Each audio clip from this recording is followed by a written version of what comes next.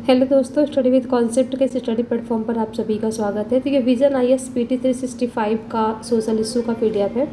इससे पहले यदि मैं बात करूं तो पॉलिटी और इकोनॉमी, इन्वायरमेंट,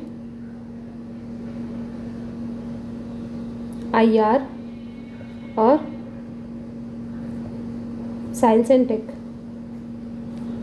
ये दोनों कंप्लीट हो चुका है। इसका एक वीडियो बस रह रहा है, इसका भी एक ही वीडियो रह रहा है। साइंस एंड टेक में आपको सर ने एक वीडियो दे दिया है, बाकी बचा है आर्ट एंड कल्चर और सोशल इशू।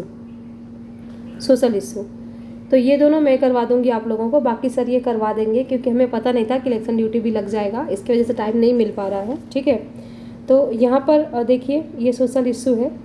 तो यहाँ पर हम वही चीज़ें देखेंगे इम्पॉर्टेंट जो हमारे लिए एग्ज़ाम की दृष्टि से महत्वपूर्ण है, केवल हम उसी को देखेंगे, फालतू चीज़ें नहीं देखेंगे।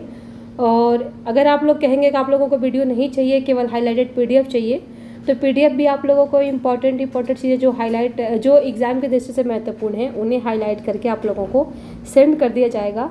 इसके लिए आप पर्सनल मैसेज भी कर सकते हैं कि आपको वीडियो चाहिए या PDF। वैसे भी ये जो PDF है आप लोगों को सेंड कर दिया जाएगा वीडियो के साथ।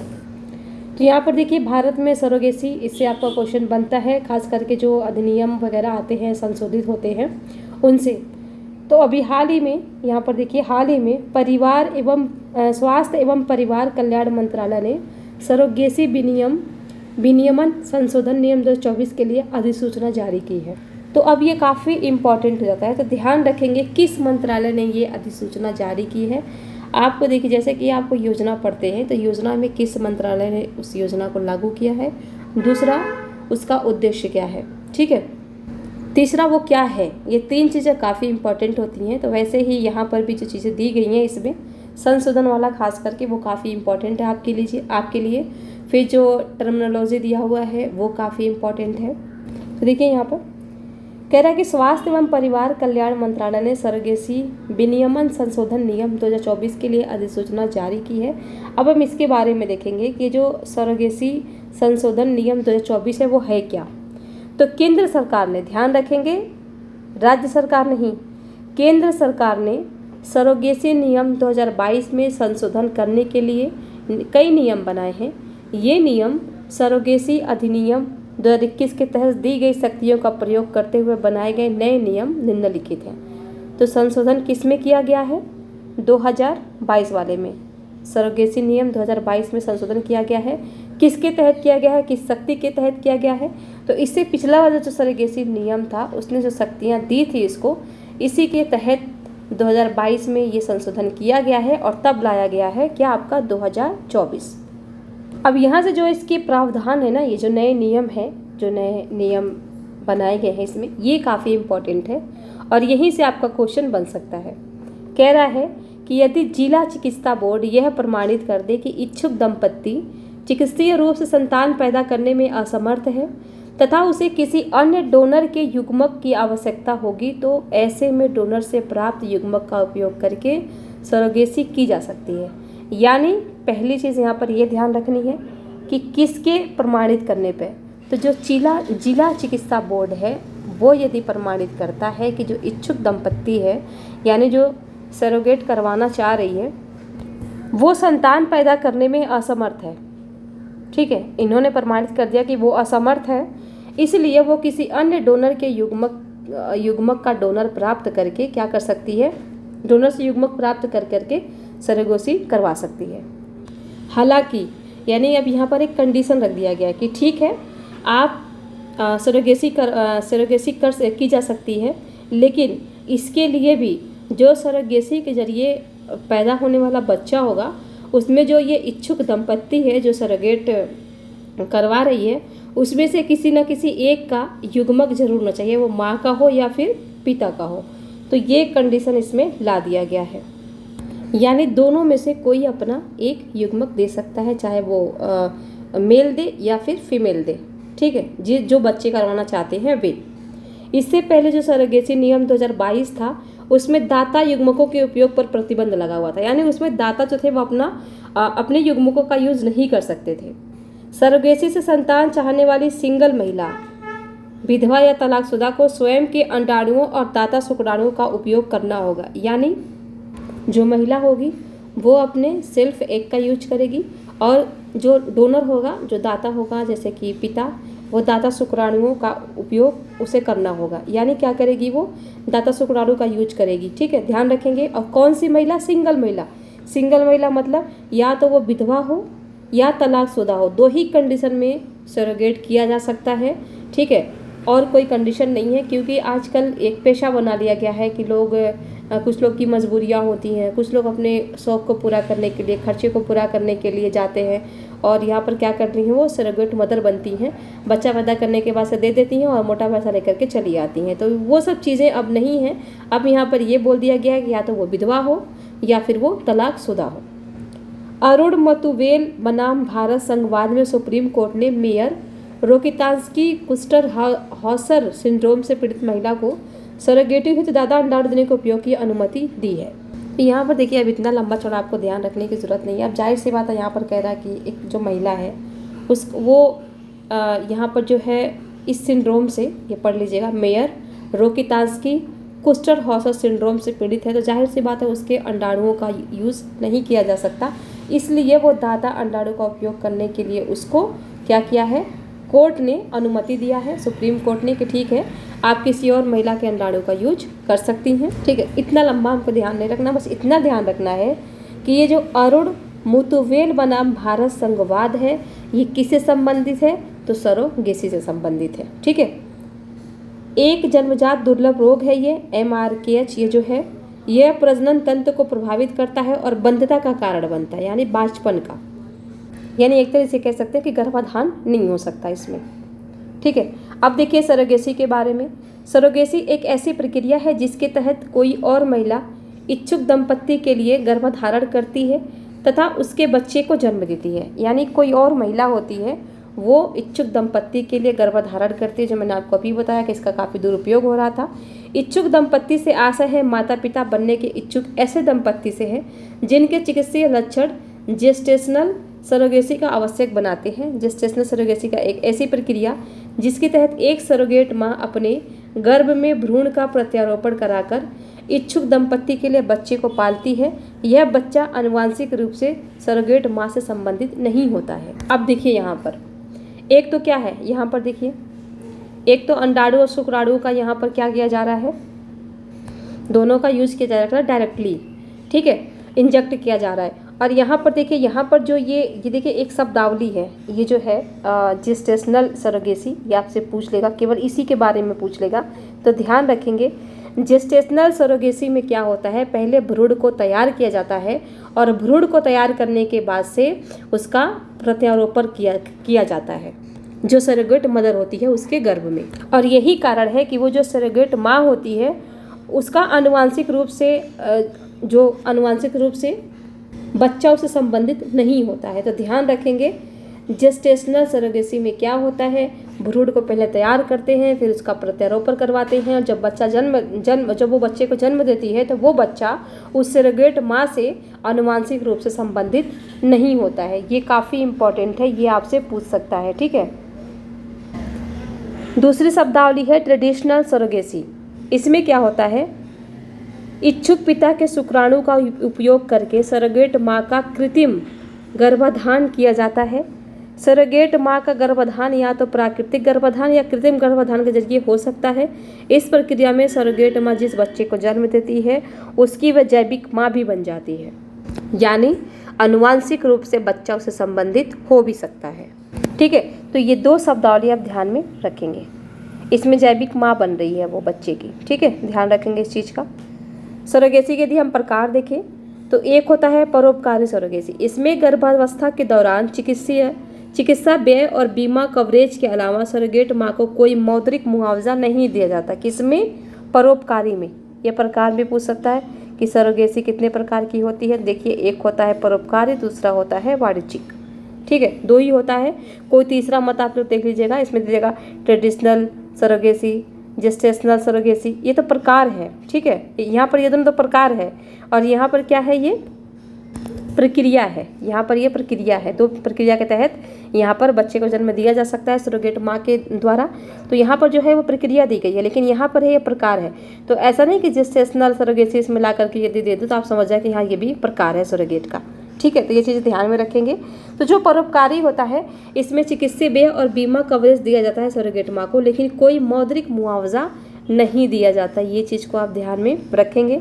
वाणिज्यिक सरोगेसी में क्या होता है, इसमें सरोगेसी या बुनियादी चिकित्सा व्यय और बीमा कवरेज से इतर मौद्रिक लाभ या प्रतिफल के लिए की जाने वाली संबंधित प्रक्रियाएं शामिल है। यानी इसमें जो वाणिज्यिक है, जाहिर सी बात है वाणिज्यिक है, वाणिज्यिक में लोग हमेशा क्या होता है लाभ ही देखते हैं।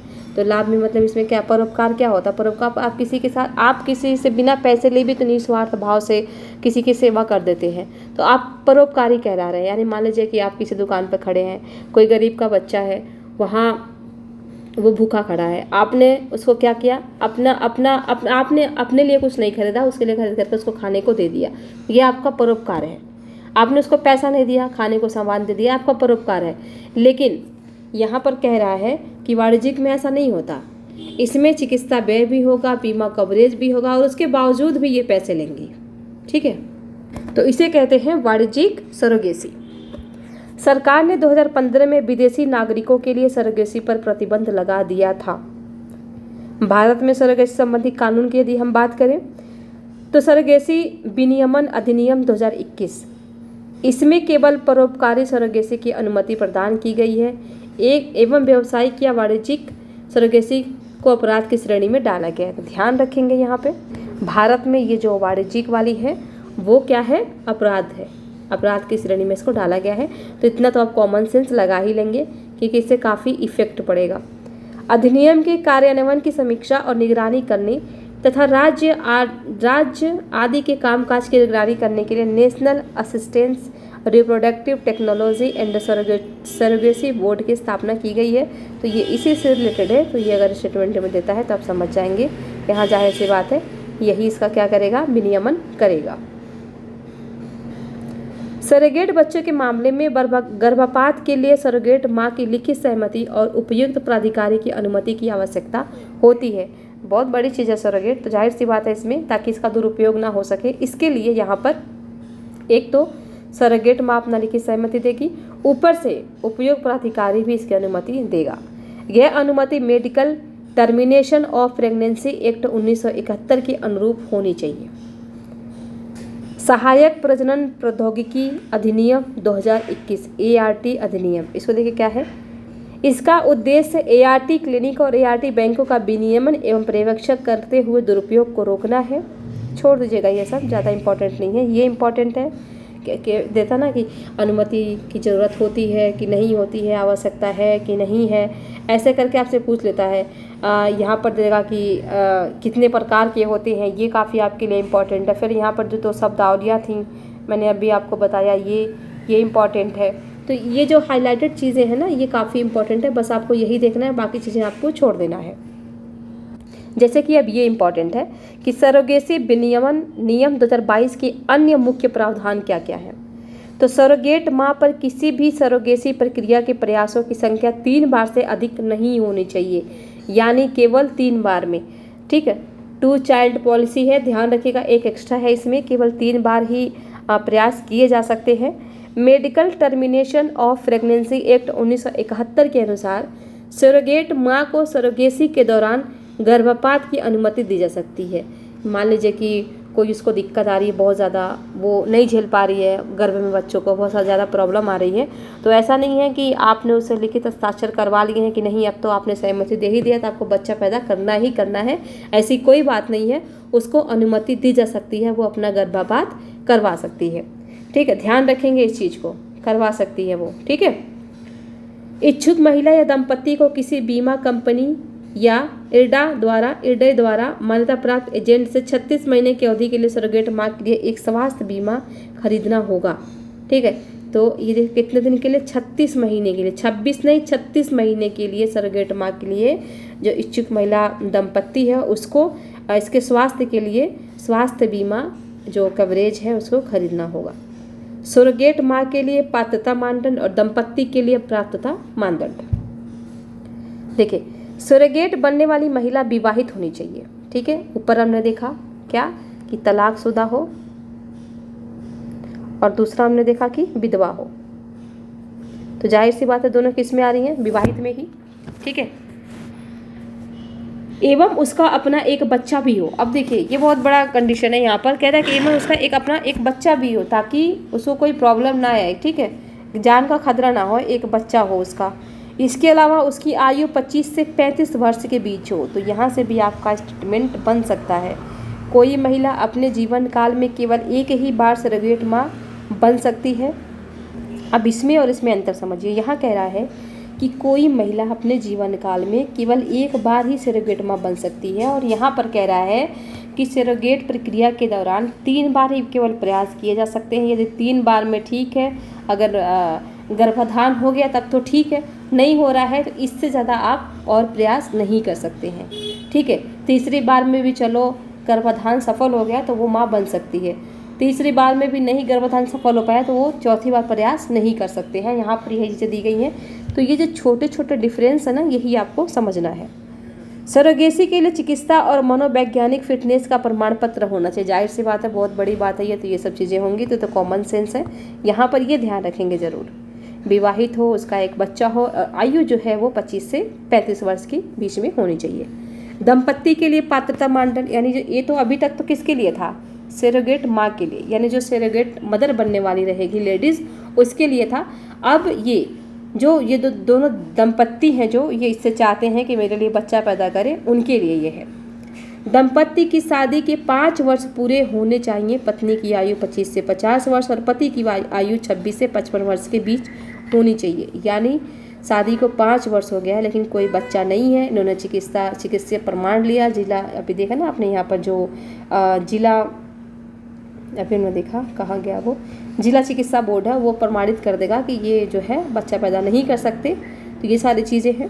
दंपत्ति के पास कोई जीवित बच्चा जैसे बायोलॉजिकल, गोद लिया हुआ या सरोगेट नहीं होना चाहिए। अब यहाँ पर देखिए अब क्या कर देगा, यहाँ पर दंपत्ति के पास कोई खुद का जीवित बच्चा नहीं होना चाहिए। नहीं भाई, स्वयं का नहीं, यहाँ पर किसी भी प्रकार का बच्चा, चाहे वो गोद लिया हुआ हो या कोई भी हो। सरोगेट पहले से, ये नहीं कि आपने पहले से सरोगेट करवा लिया और दूसरी बार भी अलग जगह जा रहे हैं सरोगेट करवाने के लिए, तो ये गलत चीज़ है, ठीक है, तो भी नहीं होगा। हालांकि जब बच्चा मानसिक या शारीरिक रूप से दिव्यांग हो या लाइफ थ्रेटनिंग बीमारी या किसी घातक बीमारी से पीड़ित, तब दंपत्ति पात्र होंगे, ठीक है। मान लीजिए यदि बच्चा है भी और वो मानसिक रूप से ठीक नहीं है तो इनको पात्रता होगी कि ये सरोगेट करवा सकते हैं। अनिवार्यता का प्रमाण पत्र निम्नलिखित स्थितियां होने पर ही जारी किया जाएगा। अगर इच्छुक दंपत्ति में से एक या दोनों सदस्यों की प्रमाणिक इनफर्टिलिटी या सर्टिफिकेट जिला मेडिकल बोर्ड द्वारा जारी किया जाए, तो ये तो आपने पढ़ ही लिया। मजिस्ट्रेट की अदालत ने सरोगेट बच्चे के पेरेंट्स को कस्टडी से संबंधित आदेश जारी किया हो। सरोगेट माँ है तो 36 महीने के लिए बीमा कवरेज होना चाहिए जो किसी भी प्रसव उपरांत, ये तो आपने पढ़ ही लिया। यहाँ पर ये 36 महीने वाला ये तो आपने पढ़ ही लिया। तो ये काफ़ी इंपॉर्टेंट था आपके लिए, यहाँ से आपका क्वेश्चन बन सकता है। तो देखिए यहाँ से चीज़ें क्या क्या आपके लिए इंपॉर्टेंट है, मैं आपको फिर एक बता देती हूँ। पहली बात तो किस मंत्रालय ने, मैं अलग कलर से कर देती हूँ इसको, देखिए किस मंत्रालय ने जारी किया, ठीक है। फिर संशोधन क्या क्या हुए, कौन प्रमाणित करता है, ये काफ़ी इंपॉर्टेंट है। सिंगल महिला कौन होनी चाहिए, तलाकशुदा, ये जो भी है, ठीक है। और जो संतान पैदा करने में असमर्थ हैं, ये तो हो गया आपका चिकित्सा वाला। दूसरी चीज़, किसी एक इच्छुक दंपत्ति में से किसी एक का युग्मक जरूर होने चाहिए बच्चे में, ठीक है। ये अरुण मुतुवेल बनाम भारत संघवाद की से संबंधित है, तो सरोगेट मदर से संबंधित है, ठीक है। उसके बाद से ये चीज़ें ये इम्पॉर्टेंट है। फिर ये इम्पॉर्टेंट है, कितने प्रकार के होते हैं, ये इम्पॉर्टेंट है। उसके बाद से फिर आप सीधा यहाँ आ जाइएगा, कौन नियंत्रित करता है इनको, तो ये करता है। उसके बाद से आप यहाँ आइए, सरोगेट माँ के लिखे सहमति ज़रूरी होती है, ठीक है। फिर कितने बार ज़्यादा प्रयास नहीं किया जाता, ये इम्पॉर्टेंट है। और यहाँ पर ये और बाकी ये चीज़ें आपके लिए यहाँ से इम्पॉर्टेंट है। बाकी आप जो बीच में चीज़ें दी गई हैं उसको छोड़ देंगे, काफ़ी इम्पॉर्टेंट ये चैप्टर है आपके लिए। उसके बाद से देखते हैं भारत में गर्भ समापन से संबंधित कानून। अभी 2-4-5 दिन पहले का ही केस है, 30 हफ्ते का गर्भ था एक बच्ची को जिसके साथ बलात्कार हुआ था, तो सुप्रीम कोर्ट ने उसको भी क्या किया है, अबॉर्शन करवाने का वो दिया है, अनुमति दिया है कि ठीक है आप जाके करवा सकते हो। तो यहाँ पर देखिए वही सारी चीज़ें हैं। हाल ही में सुप्रीम कोर्ट ने एक विवाहित महिला के 26 सप्ताह से अधिक के गर्भ का समापन कराने की मांग वाली याचिका को खारिज कर दिया। क्यों? क्योंकि एक तो ये विवाहित महिला थी और जांच भी करवाया था सुप्रीम कोर्ट ने, ऐसी कोई प्रॉब्लम ही नहीं थी, आपसे झगड़ा वगड़ा रहा होगा, ये मामला लेकर के कोर्ट में पहुंच गई थी, फिर कोर्ट ने सीधा मना कर दिया। न्यायालय ने यह भी कहा कि इससे मां को तत्काल कोई खतरा नहीं है, यह भ्रूण की विकृति का मामला भी नहीं है, यानी पहले उसने जांच करवाया सारी चीज़ें, उसके बाद से, इसलिए ये हाईलाइटेड आया, मतलब इसमें आया था करंट में। और अभी हाल ही में 30 सप्ताह के गर्भ को एससी ने समापन की अनुमति दी है। तो ये भी चीज़ ध्यान रखेंगे कि नाबालिग बच्ची थी तो उसके लिए, ठीक है। तो यहाँ पर इसलिए ये मामला बस इतना सा ही था करंट में और इसी से पूरी चीज़ें आ गई थी, तो ये आपको याद करने की ज़रूरत नहीं है। अब यहाँ आइए, ये इम्पॉर्टेंट है, भारत में अबॉर्शन से संबंधित कानून के बारे में। भारत में भारतीय दंड संहिता की धारा 312 और 313 के तहत अबॉर्शन को गैर कानूनी बनाया गया है। तो कौन कौन सी धारा है? 312 और 313, ध्यान रखेंगे, 312, 313। हालांकि ये जो है एनटीपी क्या है, ये एमटीपी क्या है, मेडिकल टर्मिनेशन ऑफ, अभी हमने देखा था प्रेगनेंसी, ऊपर ही हमने देखा था 1971 का जो नियम है, के तहत निर्धारित तरीके से अबॉर्शन कराने की अनुमति दी है। तो कह रहा है यहाँ पर ठीक है आप अबॉर्शन करवा सकते हैं, लेकिन उस नियम के अनुसार जो हमने दिया है। देखिए क्या क्या नियम है यहाँ पर।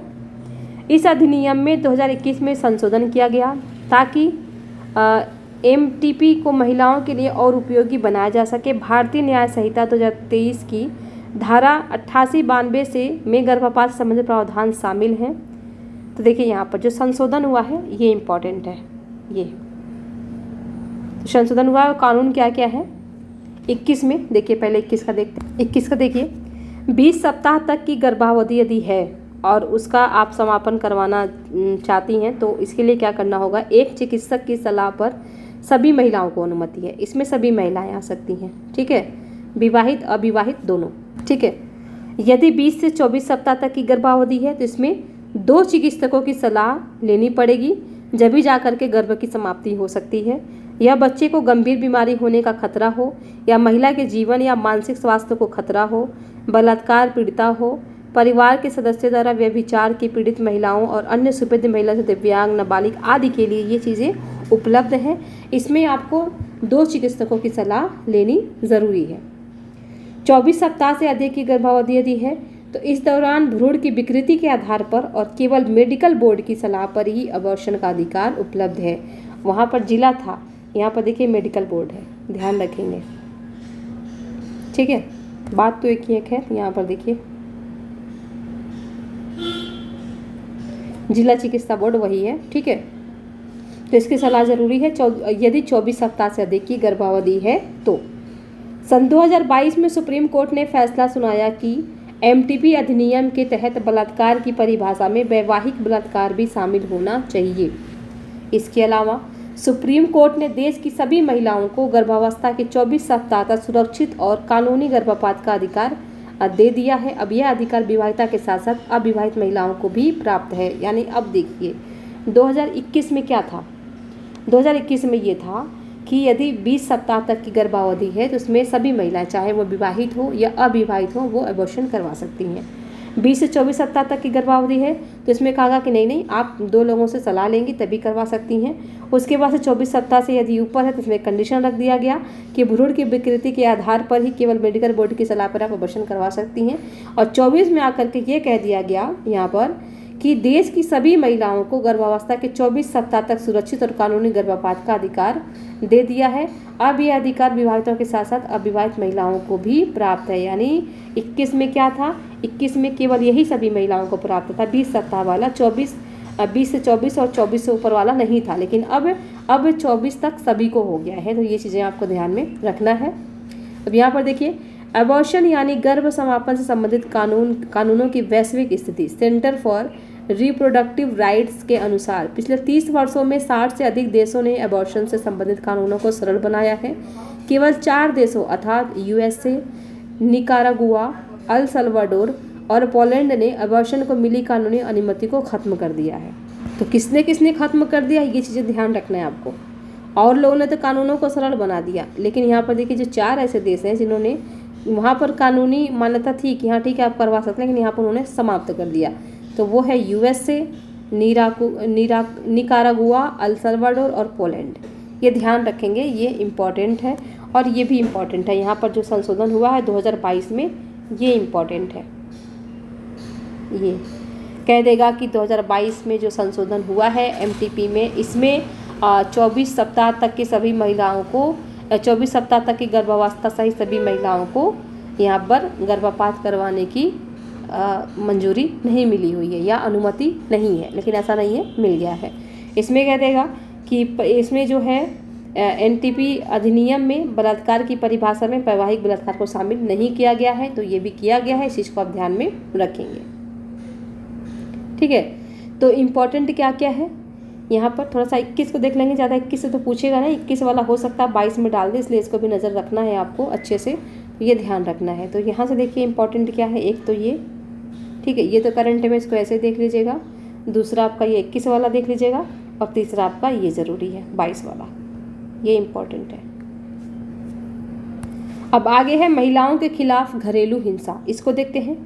विश्व स्वास्थ्य संगठन के अनुसार दुनिया भर में लगभग हर तीसरी महिला अपने जीवन काल में किसी न किसी रूप में शारीरिक या यौन हिंसा का सामना करती है। ध्यान रखेंगे, किसके अनुसार, विश्व स्वास्थ्य संगठन। अब ऐसा नहीं है कि आपको यहाँ स्वास्थ्य एवं यहाँ पर जो है कल्याण मंत्रालय जो यहाँ पर दिया हुआ है, कहाँ गया वो,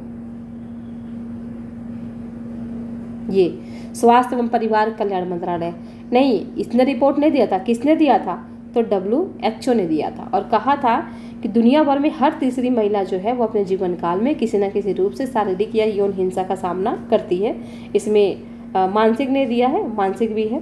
भारत में महिलाओं के खिलाफ घरेलू हिंसा की स्थिति की यदि हम बात करें तो राष्ट्रीय परिवार स्वास्थ्य सर्वेक्षण 2019-21 के अनुसार कर्नाटक में यह प्रतिशत सबसे अधिक था। बताइए, कर्नाटक में, ध्यान रखेंगे, दूर दूर तक आपका यह ध्यान नहीं जाता कि कर्नाटक में भी ऐसा हो सकता है। इसके बाद क्योंकि दक्षिण की तरफ संस्कृति कल्चर जो है वो काफ़ी बढ़िया है, तो ऐसा अनुमान नहीं लगा सकते थे कि कर्नाटक में भी ये चीज़ें होंगी। घरेलू हिंसा सबसे अधिक है। इसके बाद बिहार, मणिपुर और तेलंगाना का स्थान है। देखिए, बिहार भी है, मणिपुर है और तेलंगाना भी है। 18 वर्ष से लेकर के 49 वर्ष आयु वर्ग की 29.3% विवाहित महिलाओं ने वैवाहिक हिंसा का सामना किया है। अब ये जो है ना, देखिए ऐसे अगर आप रिपोर्ट डाल दें, अब ये एग्जैक्ट आप याद करेंगे नहीं कि 29.3%, ऐसे नहीं याद करना आपको, बस ध्यान रखना है कि लगभग ये कितना था, लगभग 30 था, लगभग ऐसे करके याद करना है। तो ये जो, यदि आप ना, ये जैसे कि ये दे दिया, ये रिपोर्ट दे दिया, फिर यहाँ पर ये रिपोर्ट दे दिया, सोशल इशू में आपका आता ही है, जो 3rd पेपर है हमारा, तो उसमें यदि आप इस रिपोर्ट को डालते हैं, रिपोर्ट को, तो इतना शानदार आपका नंबर आएगा, जितना ही आप फैक्ट डालेंगे उतना ही शानदार आपका नंबर आएगा। तो यहाँ से ये दोनों रिपोर्ट आप चाहें तो डाटा यहाँ से कलेक्ट कर सकते हैं। ये 23-24 तक आराम से आपका 24 तक आराम से आपका चल जाएगा। ठीक है, भारत में घरेलू हिंसा के लिए कानून, अब कानून क्या क्या बनाए गए हैं, तो संविधान का अनुच्छेद 15(3) आप सभी को पता है, महिलाओं और बच्चों के लिए विशेष प्रावधान करता है ये। ठीक है, राज्य को शक्ति देता है। 2005 में घरेलू हिंसा से महिलाओं का संरक्षण अधिनियम बनाया गया। घरेलू हिंसा में शारीरिक, मौखिक, भावनात्मक, आर्थिक या लैंगिक शोषण भी शामिल है, तो आप सभी को पता है। कवरेज सभी महिलाएं इसके एक साझा घर में रहने वाली माता, बहन, पत्नी, विधवा या पार्टनर शामिल हो सकती हैं। घरेलू हिंसा अधिनियम के तहत एक बच्चा भी राहत का हकदार है। ध्यान रखेंगे, इसमें बच्चा भी शामिल है। कौन कौन शामिल है इसमें? इसमें बच्चे को भी शामिल कर लिया गया है। माता, बहन, पत्नी, विधवा, पार्टनर्स तो शामिल है ही है, इसमें बच्चा भी शामिल है।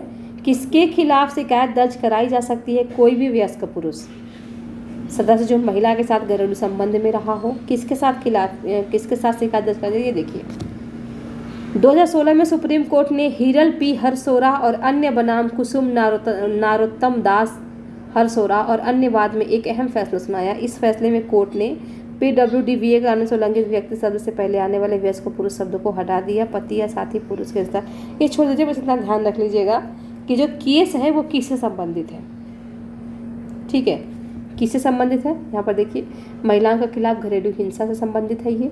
दूसरी चीज़ है किनको किनको इसमें शामिल किया गया है, शायद ये पार्टनर और ये बच्चा जो है, विधवा भी इसमें शामिल है, तो वो तो महिला है तो होगी ही।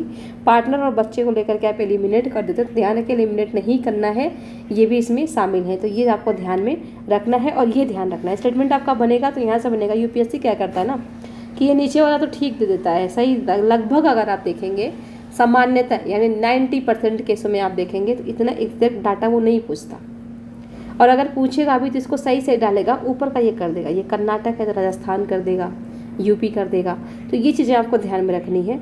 दूसरा यहाँ पर ये आपको ध्यान में रखना है, और तीसरा ये केस किससे संबंधित है ये ध्यान में रखना है। पीड़िता या प्रोटेक्शन ऑफिसर या कोई अन्य व्यक्ति पीड़िता की ओर से मजिस्ट्रेट के पास आवेदन दे सकता है। यह आवेदन इस अधिनियम के तहत एक या एक से अधिक राहत की मांग करने के लिए दिया जाता है। ये छोड़ दीजिए, ये इतना इम्पोर्टेंट है नहीं, वो तो कोई भी दे सकता है, क्योंकि जाहिर सी बात है महिलाएं, कई महिलाएं हैं जो ग्रामीण समुदाय से आती हैं, वो इतनी पढ़ी लिखी नहीं है, अभी अपना शिकायत कहीं लेकर के भी जाती हैं, वहाँ कोई अच्छा अधिकारी है ऑफिसर है तो वो भी जा करके आवेदन कर सकता है इनके लिए। भारतीय दंड संहिता की धारा 498A, जो कोई भी चाहे वह महिला का पति हो या पति का रिश्तेदार ऐसी महिला के साथ क्रूरता करता है, उसे किसी निर्धारित अवधि के लिए कारावास में से दंडित किया जाएगा और उस पर जुर्माना भी लगाया जा सकता है। कारावास की अवधि को 3 वर्ष तक बढ़ाया जा सकता है। यानी अगर ऐसी कोई भी घटना महिलाओं के साथ करता है घरेलू हिंसा से संबंधित, उससे क्या होगा, 3 वर्षों तक की सजा होगी, जुर्माना भी लगेगा यहाँ पर देखिए, और दंड भी दिया जाएगा कारावास का। तो ये चीज़ें ध्यान में रखेंगे थोड़ा सा, बस थोड़ा सा, क्योंकि आपको पता है ये चीज़ें तो होनी ही होनी है। उसके बाद से देखिए यहाँ पर देखिए कि महिलाओं को हिंसा से बचाने के लिए कई अन्य पहले की गई हैं, जैसे PWDVA 2005 में, यानी ये यही है धारा, ध्यान रखेंगे। PWDVA ये जो है ना, ये घरेलू हिंसा से महिलाओं का संरक्षण अधिनियम वही है। तो घरेलू हिंसा से महिलाओं का संरक्षण अधिनियम 2005 में वैवाहिक बलात्कार को केवल दीवानी मामलों के तहत रखा गया है। इसका मतलब यह है कि वैवाहिक बलात्कार के खिलाफ आरोपी के खिलाफ कोई आपराधिक कार्यवाही नहीं की जा सकती।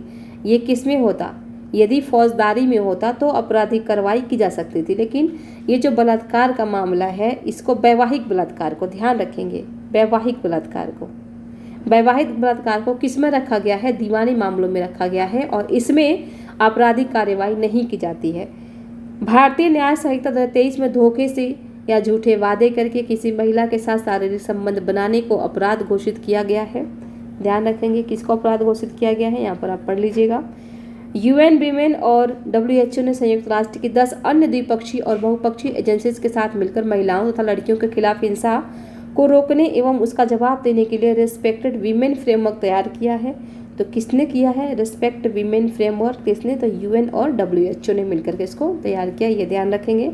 सार्वजनिक और निजी दोनों जगहों पर हिंसा से प्रभावित महिलाओं की सहायता के लिए देश में 1 स्टॉप सेंटर्स की स्थापना की गई है। तो चाहे वो सार्वजनिक स्थान हो या निजी स्थान हो, हर जगह महिलाओं से संबंधित जो यहाँ पर सहायता हेतु सेंटर्स हैं वो स्थापित किए गए हैं, तो वो ध्यान में आप रखेंगे।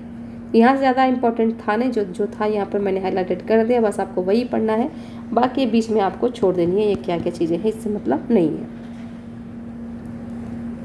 अब आइए भारत में दहेज प्रथा को देखते हैं। एक अध्ययन से पता चला है कि भारत में पुरुषों के लिए शिक्षा और रोजगार के अवसरों में जितनी वृद्धि हुई है उतना ही दहेज का चलन भी बढ़ा है। कई तो जगह ऐसे हैं, मैं नाम नहीं लूँगी, जहाँ पर पोस्ट को देख करके करोड़ों रुपए दिए जाते हैं दहेज में, बताइए, केवल पोस्ट को देख करके। तो वही चीज़ें हैं, ठीक है। डावरी जिसे दहेज या स्त्री धन, ध्यान रखेंगे, दहेज कहाँ पर बोला जाता है, उत्तर भारत में दहेज, और स्त्री धन कहाँ बोलते हैं, स्त्री धनम, जैसे कि नाम से ही आपको लग रहा है स्त्री धनम, ये कहाँ, दक्षिण भारत में के रूप में जाना जाता है, को 1961 के दहेज प्रतिषेध अधिनियम द्वारा परिभाषित किया गया है। ध्यान रखेंगे दहेज जो है वो परिभाषित है, ठीक है, ठीक है। और इसमें परिभाषा क्या दिया गया है कि इस कानून में विवाह के संबंध में एक पक्ष यानी माता पिता द्वारा दूसरे पक्ष को प्रत्यक्ष या अप्रत्यक्ष रूप से दी गई या देने के लिए सहमत कोई संपत्ति या मूल्यवान प्रतिभूति को दहेज कहा गया है। दहेज के लिए हत्या को भारतीय दंड संहिता में वर्ष 1986 में एक नए अपराध के रूप में जोड़ा गया है। तो इसमें देखिए, जो दहेज के लिए जो हत्याएं होती है ना, उसे भी अपराध की श्रेणी में जोड़ा गया है। और किस में जोड़ा गया है? तो भारतीय दंड संहिता 1986 में।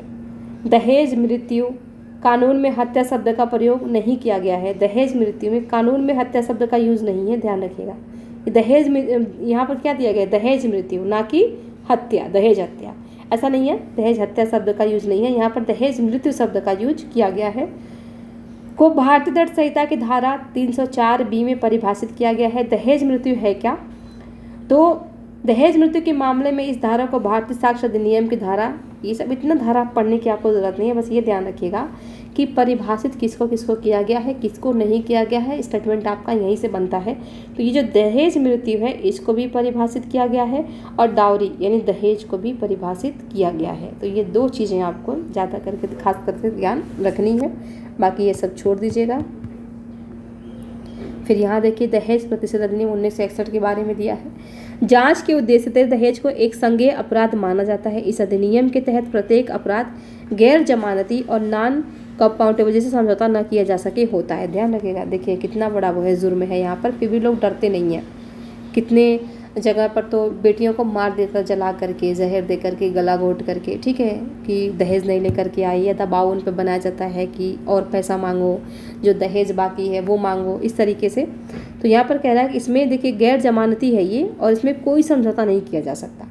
स्वयं को निर्दोष साबित करने की जिम्मेदारी आरोपी पर है। ये चीज़ें मोस्ट इम्पॉर्टेंट है। ऐसा नहीं है जिस पर आरोप है, यदि कोई लड़की बोल रही है कि मेरे पति ने मेरे पेरेंट्स से दहेज मांगा है, तो अब ये साबित करने की जिम्मेदारी उसके पति की होगी कि मैं निरपराध हूँ, मैंने कोई अपराध नहीं किया है, मेरे ऊपर ये जो आरोप लगा हुआ है ये गलत है, मैं दहेज के लिए ना तो इसको मारा पीटा हूँ, ना मैंने कभी मांगा है। अब ये जिम्मेदारी उसकी है। दहेज प्रतिशत अधिकारी की नियुक्ति राज्य सरकार को करनी होती है। ध्यान रखिएगा, यहाँ पर दहेज प्रतिशत अधिकारी की नियुक्ति कौन करता है? राज्य सरकार करता है। ये तो इम्पोर्टेंट है बहुत ज़्यादा, ठीक है। निम्नलिखित मामलों में कारावास या जुर्माना या दोनों से दंडित किया जा सकता है। अब इतनी बड़ी चीज़ है तो जाहिर सी बात है दोनों दिया जाएगा दंड के रूप में। दहेज देना या लेना, या दहेज लेने या देने के लिए उकसाना, दहेज की मांग करना, दहेज से संबंधित विज्ञापन जारी करना, ये सब क्या है? अपराध है, ठीक है, संज्ञेय अपराध है। इस पर संज्ञेय कोई भी ले सकता है, लिया जा सकता है इस पर। तो काफ़ी इंपॉर्टेंट है ये चीज़ें, ये ध्यान रखेंगे। थोड़ा सा ये जो शब्दावली है कहाँ क्या बोलते हैं वो ध्यान रखेंगे। उसके बाद है स्टेम क्षेत्र में महिलाएं, STEM। इसका मतलब है साइंस, टेक्नोलॉजी, इंजीनियरिंग और मैथ। ध्यान रखेंगे, क्या पता कभी फुल फॉर्म में आपसे पूछ ले, ठीक है। यहाँ पर कह रहा है कि प्रधानमंत्री ने विमानन क्षेत्र में लड़कियों के प्रवेश का समर्थन करने के लिए बोइंग सुकन्या कार्यक्रम शुरू किया गया है। सबसे पहले तो ये ध्यान रखेंगे कि बोइंग सुकन्या कार्यक्रम को शुरू किसने किया है? तो प्रधानमंत्री ने। और यहाँ पर जो ये बोइंग सुकन्या कार्यक्रम है, इसका उद्देश्य क्या है? तो विमानन क्षेत्र में लड़कियों के प्रवेश का समर्थन करना। कहाँ पर? विमानन, ठीक है। ये देखिए, ये इसका M है, यानी उद्देश्य क्या है ये। तो ये इम्पॉर्टेंट है, ये इम्पॉर्टेंट है। उसके बाद से बोइंग सुकन्या कार्यक्रम के बारे में दिया है। कह रहा है इसके तहत पूरे भारत से लड़कियों को देश के विमानन क्षेत्र में आने के लिए प्रोत्साहित करने का लक्ष्य रखा गया है। यानी पूरे भारत से, अब ऐसा नहीं है कि केवल कुछ जगहों से, नहीं, पूरे भारत से, ठीक है, ये ध्यान रखेंगे, पूरे भारत से। यह कार्यक्रम लड़कियों और महिलाओं को विज्ञान, प्रौद्योगिकी, इंजीनियरिंग एवं गणित जैसे क्षेत्रों में महत्वपूर्ण कौशल सीखने में मदद करेगा। इसके तहत उन्हें विमानन क्षेत्र में नौकरियां प्राप्त करने के लिए आवश्यक प्रशिक्षण भी प्रदान किया जा सकेगा। इस कार्यक्रम के तहत युवतियों के लिए 150 निर्धारित स्थानों पर स्टेम लैब स्थापित की जाएगी। इस तरह से ये ध्यान रखिएगा, स्टेट PCS वाले, कितने लैब की स्थापना की गई है? तो 150। इससे उनमें स्टेम क्षेत्र में कैरियर बनाने के लिए रुचि पैदा करने में मदद मिलेगी। तो जाहिर सी बात है, पायलट बनने के लिए प्रशिक्षण ले रही महिलाओं की छात्रवृत्ति भी प्रदान की जाएगी। भारत में 15% पायलट महिलाएं हैं। यह वैश्विक औसत से 3 गुना अधिक है। ध्यान रखिएगा, यहाँ पर अधिक है ना तो कर देगा कि कम है, नहीं अधिक है, ठीक है। यहाँ पर देखिए, ये दोनों आपके लिए इम्पोर्टेंट है। अधिक है ये, ठीक है। स्टेम क्षेत्र में महिलाओं को बढ़ावा देने हेतु अन्य पहले, तब इतने ज़्यादा तो इससे नहीं पूछेगा, बस इससे गो थ्रू हो लीजिएगा। बाकी ये इंपॉर्टेंट था, आपका क्वेश्चन यहीं से बनेगा।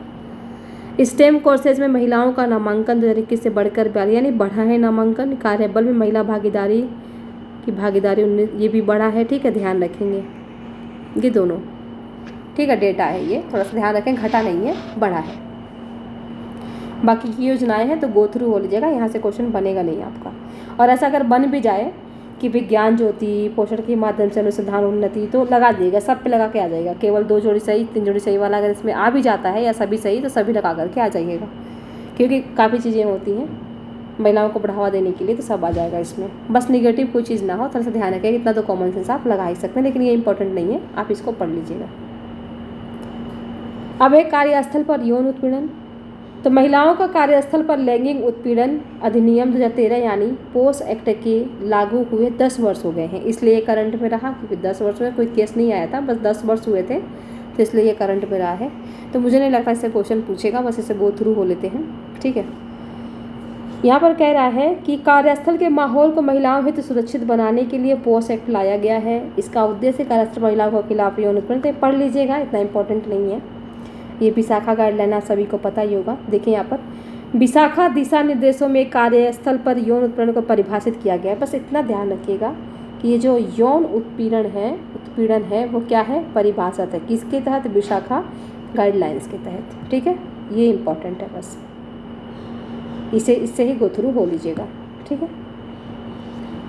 इसके तहत संस्थाओं पर 3 प्रमुख दायित्व निर्धारित किए गए हैं। इसमें यौन उत्पीड़न पर प्रतिबंध, रोकथाम, निवारण शामिल है। साथ ही संस्थाओं को आंतरिक शिकायत समिति स्थापित करने का भी आदेश दिया गया है। प्रावधान देखिए इसमें क्या क्या है। तो यौन उत्पीड़न की परिभाषा प्रत्यक्ष रूप से या मनसा व्यक्त करके निम्नलिखित में से किसी एक या अधिक नापसंद बर्ताव, आचरण या व्यवहार को यौन उत्पीड़न में शामिल किया जाता है। देखिए प्रत्यक्ष रूप से, मनसा व्यक्त करके या निम्नलिखित में से एक से अधिक नापसंद बर्ताव, आचरण, व्यवहार को इसको शामिल किया गया। देखिए क्या क्या है, शारीरिक संपर्क या यौन प्रस्ताव देना, यौन अनुग्रह की मांग पर अनुरोध करना, अश्लील टिप्पणी करना, अश्लील साहित्य चित्र दिखाना, यौन प्रकृति का कोई अन्य नापसंद शारीरिक, मौखिक या गैर मौखिक व्यवहार करना, तो ये सभी को इसमें शामिल किया गया, ध्यान रखेंगे इसमें। कार्यस्थल की परिभाषा क्या है, इसके तहत कोई भी स्थान जहां कर्मचारी रोजगार की वजह से या रोजगार की अवधि में जाता है। कार्यस्थल की परिभाषा में कर्मचारी द्वारा ऐसे स्थानों पर आने के लिए नियुक्त, यही कोई है, मतलब वही है काम के लिए जाना किसी क्षेत्र पर, ठीक है, बस इतना ध्यान रखिएगा। पीड़ित महिला, इसमें सभी महिलाएं शामिल हैं, जाहिर सी बात है सभी महिलाएं होंगी, भले ही उनकी उम्र या रोजगार की स्थिति कुछ भी हो, चाहे वो संगठित या असंगठित क्षेत्र किसी भी क्षेत्र से आती हों, तो सभी के लिए कानून बन रहा है, सभी महिलाओं के लिए ही होगा। ऐसा तो है नहीं कि केवल जो संगठित क्षेत्र है उन्हीं महिलाओं के लिए होगा, क्योंकि उत्पीड़न तो हर जगह होता है महिलाओं का, और मुझे तो लगता है सरकार ज़्यादा निजी में होता है। पीड़ित महिला की परिभाषा के दायरे में क्लाइंट, ग्राहक और घरेलू कामगारों को भी शामिल किया गया है। तो पीड़ित महिला की परिभाषा के दायरे में कौन कौन आता है, तो ये आपके लिए एक इम्पॉर्टेंट ये है। बाकी इसका तो आप कॉमन सेंस लगा ही लेंगे, तो ये आपका इम्पॉर्टेंट है, ठीक है। यहाँ पर देखिए ILO कन्वेंशन 190 हिंसा और उत्पीड़न से रहित विश्व में काम करने के हर किसी के अधिकार को मान्यता देने वाली पहली अंतर्राष्ट्रीय संधि है। इसमें जेंडर आधारित हिंसा और उत्पीड़न भी शामिल है। तो ILO क्या है, इसे गो थ्रू हो लीजिएगा, इतना इम्पोर्टेंट नहीं है ये। यहाँ पर देखिए शिकायत समिति, इसमें कितने मेंबर्स होते हैं, ये काफ़ी इम्पोर्टेंट है।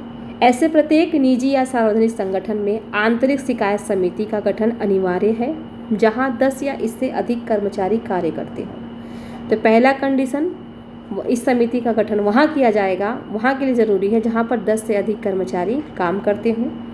ICC में कम से कम 4 सदस्य होने चाहिए, यानी ये जो आंतरिक शिकायत समिति बनेगी इसमें कम से कम 4 मेंबर हों।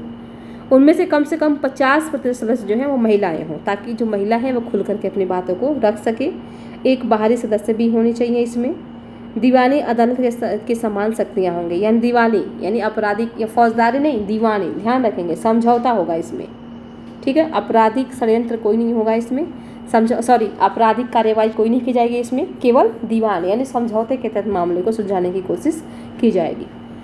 10 से कम कर्मचारियों वाले संगठनों या नियोक्ता के खिलाफ शिकायत दर्ज करने के लिए जिला अधिकारी द्वारा स्थानीय समिति का गठन किया जाता है। यानी 10 से कम भी अगर महिला कर्मचारी हैं वहाँ पर, महिला और पुरुष को मिला करके, तो वहाँ पर क्या होगा कि इनके लिए आंतरिक शिकायत समिति का गठन ना करके जिलाधिकारी द्वारा स्थानीय समिति का गठन किया जाएगा। ये अपने मामले को वहाँ पर ले जा सकती हैं। अब शिकायत दर्ज करने की प्रक्रिया को यदि हम देखें तो किसी भी पीड़ित महिला को आईसीसी के पास कार्यस्थल पर यौन उत्पीड़न की लिखित शिकायत दर्ज कराने का अधिकार है। यदि आंतरिक समिति गठित नहीं है तो स्थानीय समिति के पास भी वो जाकर के अपना शिकायत दर्ज करवा सकती है। तो ये भी तो पॉजिटिव वे में ही है, तो ये भी आपका गलत नहीं होगा। ठीक है, उसका से देखिए, यदि पीड़िता शारीरिक या मानसिक रूप से अक्षम है या उसकी मृत्यु हो गई है या किसी अन्य कारण से शिकायत दर्ज कराने में असमर्थ है तो उससे कानूनी उत्तराधिकारी या अन्य संबंधित व्यक्ति शिकायत दर्ज करा सकते हैं। इसे लागू करने के लिए केंद्र सरकार ने एक अधिसूचना के जरिए निर्धारित किया है कि पीड़िता के स्तर मित्र, सहकर्मी, राष्ट्रीय महिला आयोग या अधिकारी यानी कोई भी जाकर के शिकायत दर्ज करवा सकता है। ऐसी कोई भी शिकायत घटना की तारीख से 3 महीने के भीतर दर्ज की जानी चाहिए। हालांकि आईसीसी समय सीमा बढ़ा सकती है, ध्यान रखेंगे। समय सीमा तो तय है कितना, 3 महीना, लेकिन जो आंतरिक समिति है वो समय सीमा को बढ़ा भी सकती है। ठीक है, सुलह तो किसी प्रकार का मौद्रिक समझाने का, इसमें यानी कि पैसा दे करके मामले को रफा दफा कर दो, ऐसा कोई चीज़ नहीं है इसमें। जांच तो आईसीसी या तो पीड़िता की शिकायत को आगे की कार्रवाई के लिए पुलिस के पास भेज सकती है या वह अपने स्तर पर जांच शुरू कर सकती है, जिसे 90 दिनों के भीतर पूरा किया जाना चाहिए। यानी 3 महीने में भी इसको पूरा किया जाना चाहिए। जब जांच पूरी हो जाती है तो आईसीसी को 10 दिनों के भीतर अपने निष्कर्षों का एक रिपोर्ट नियोक्ता को सौंपनी चाहिए। तो ये जो समय सीमा है थोड़ा सा देख लीजिएगा, क्योंकि समय सीमा से क्वेश्चन आपका बन जाता है। दोषी के खिलाफ कार्यवाही, तो इसे ऐसे गो थ्रू लीजिएगा, इतना इंपॉर्टेंट नहीं है। यदि पीड़ित महिला का जवाबदेह पक्ष जहाँ से संतुष्ट नहीं है तो वो 90 दिनों के भीतर अदालत में अपील कर सकते हैं। यानी मान लीजिए जो पीड़ित पक्ष है वो कह रहा है कि आपने जो यहाँ पर रिपोर्ट सौंपी है इससे मैं संतुष्ट नहीं हूँ, आपने इसमें जो चीज़ें हैं वो सही तरीके से नहीं ठहराया है, तो वो इस मामले को अदालत में भी ले जा सकती है। इसे गो थ्रू हो लीजिएगा, ये भी इम्पॉर्टेंट नहीं है। निजता की सुरक्षा सुनिश्चित करना, महिला जवाबदेह पक्ष और गवाह की पहचान, पूछताछ से जुड़ी कोई जानकारी, जांच की सिफारिश और इस पर की गई कार्रवाई को सार्वजनिक नहीं किया जाना चाहिए। यानी सार्वजनिक नहीं किया जा सकता, गोपनीयता उसके जो है आर्टिकल 21 का ध्यान रखा जाएगा, यानी व्यक्ति की गरिमा का, तो ध्यान रखेंगे इस चीज़ का। यहाँ पर आर्टिकल 21 आ जा रहा है, व्यक्ति की गरिमा की बात हो जा रही है कि जो महिला जवाबदेह पक्ष गवाह की पहचान, पूछताछ से जुड़ी कोई जानकारी हो, जांच की सिफारिश जिसमें कोई भी कार्रवाई की जा रही है तो इसको सार्वजनिक नहीं किया जाएगा। अब है भारत में मासिक धर्म स्वच्छता, तो ये इतना इम्पोर्टेंट तो है नहीं, लेकिन थोड़ा सा इसको भी हम देख लेते हैं। स्वास्थ्य एवं परिवार कल्याण मंत्रालय ने मासिक धर्म स्वच्छता पर राष्ट्रीय नीति 2023 का मसौदा जारी, ध्यान रखेंगे किसने जारी किया है, तो स्वास्थ्य एवं परिवार कल्याण मंत्रालय ने। और जो महिला के खिलाफ घरेलू हिंसा हो रहा था उसको किसने जारी किया था, तो WHO ने। ठीक है, ये चीज़ें ध्यान रखेंगे। ड्राफ्ट नीति में यह स्पष्ट तौर पर उल्लेख है कि मासिक धर्म प्रजनन आयु की लड़कियों और महिलाओं सहित अन्य सभी के लिए प्राकृतिक शारीरिक प्रक्रिया है। तो ये छोटे गो थ्रू हो लीजिएगा बस इसे। स्पेन महिला कर्मचारियों को संवैधानिक मासिक धर्म अवकाश देने वाला पहला यूरोपीय देश बना है। ध्यान रखेंगे कौन बना है, अगर स्टेटमेंट बनेगा आपका तो यही दोनों बनेगा, एक तो यहाँ से बना देगा और दूसरा यहाँ से बना देगा। बाकी नीचे देख लेते हैं, क्योंकि स्पेन है, ध्यान रखेंगे स्पेन है और कोई नहीं है। ठीक है, अब इसमें देखिए यहाँ से बन सकता है आपका थोड़ा बहुत। ठीक है, मासिक धर्म स्वच्छता प्रबंधन के लिए वर्तमान में संचालित कार्यक्रम, तो ये कार्यक्रम है, इसे देख ले गो थ्रू लीजिएगा। मासिक धर्म स्वच्छता योजना लाया गया। इसका मुख्य उद्देश्य आशा कार्यकर्ता के माध्यम से समुदायों में कम लागत वाले सैनिटरी नैपकिन का वितरण करना।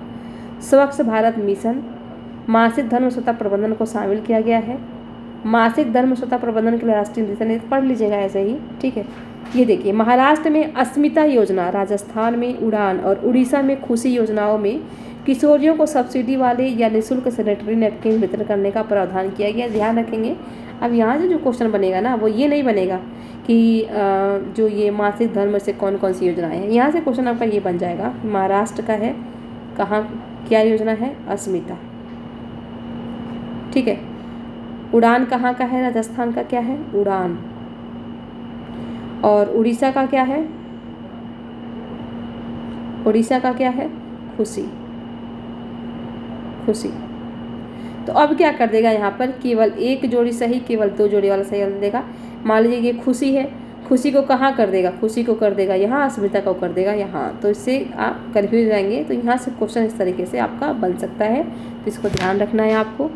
फिर अब मासिक धर्म स्वच्छता को बढ़ावा देने के लिए अन्य पहले कौन कौन सी हैं, तो हर साल 28 मई को मासिक धर्म स्वच्छता दिवस मनाया जाता है। मासिक धर्म स्वच्छता दिवस संबंध में जागरूकता बढ़ाने के लिए संयुक्त राष्ट्र द्वारा रेड डॉट अभियान चलाया गया है। महिलाओं को मासिक धर्म अवकाश का अधिकार और मासिक धर्म संबंधी स्वास्थ्य उत्पादों तक मुफ्त पहुंच विधेयक 2022 भी पारित किया गया है।